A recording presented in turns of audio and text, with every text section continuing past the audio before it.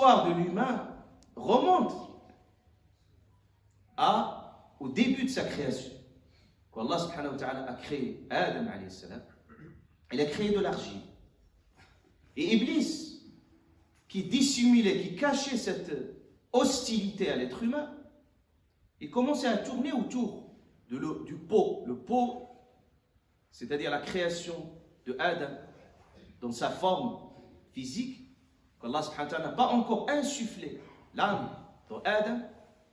Et puis, quand vous toquez, vous frappez dans l'argile, vous voyez qu'il y a un son.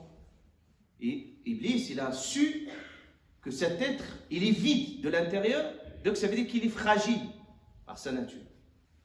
Donc c'est pour ça, il va l'amener vers la désobéissance à Allah Azza wa Jalla. Et Allah subhanahu wa ta'ala a averti Adam alayhi salam, dès qu'il est entré au paradis, lui et son épouse, il lui a dit, fais attention, il y a un ennemi qui pourrait vous tenter, qui pourrait vous déstabiliser, qui pourrait vous faire oublier l'ordre d'Allah Azza wa Jalla.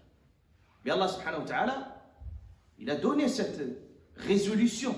وَلَقَدْ عَهِدْنَا إِلَى Adam, c'est un pacte, une résolution entre Allah Azza wa Jalla et son prophète Adam alayhi salam. Fanasi, il a oublié, complètement oublié, l'hostilité de Iblis. Et quand on oublie que Iblis il est présent, Allah Azza wa Jalla, quand il nous parle de Iblis, il est présent partout. وَشَارِكُمْ فِي الْأَمْوَالِ وَالْأَوْلَادِ وَعِدُهُمْ. C'est-à-dire, là où vous êtes, il est là. Il peut partager, il peut être dans tous les instants de votre vie. Et on n'oublie pas cette vérité que le Coran nous le dit. Inna ash-shaytan ilakum adu. Il dit, il vous est un ennemi. Parce que déjà, il était déterminé, il a dit, la ahtanikanna dhurriyatahu illa qalila. Je vais faire en sorte d'égarer le maximum de cette progéniture. Quel que soit l'humain d'ailleurs. C'est pas qu'il croyant ou non, quel que soit l'humain, cette hostilité. Mais le croyant, c'est encore une hostilité encore supplémentaire. Donc c'est pour ça qu'Allah Azza wa Jalla nous avertit toujours, il nous ordonne toujours cette vigilance. Cette vigilance, et surtout, Ash-Shaytan, il a, quand il planifie sur le long terme, et il prend les gens pas par pas. C'est pour ça qu'Allah Ta'ala, il nous avertit les pas de Shaytan. C'est-à-dire un pas qui vous amène vers un pas. Et il peut même faire s'en montrer même dans les choses qui vous semblent bien. Vous vous dites des choses que vous ignorez complètement que Shaytan pourrait passer même par là. Même au nom de votre foi, il peut y entrer. Donc c'est pour ça que nous devons condamner cette porte et laisser jamais les portes ouvertes, surtout quand nous connaissons nos fragilités. L'angle d'attaque de Iblis, quand on ne prend pas conscience de sa présence partout. C'est pour ça, dans toutes les relations, la destruction des relations humaines, le manque de volonté, le manque d'audace, tout cela vient du shaitan. Allah subhanahu wa ta'ala dit, قُلْ لِعِبَادِ يَقُولُ الَّتِي هِيَ أَحْسَنُ إِنَّ الشَّيْطَانَ يَنزَغُ بِنَا.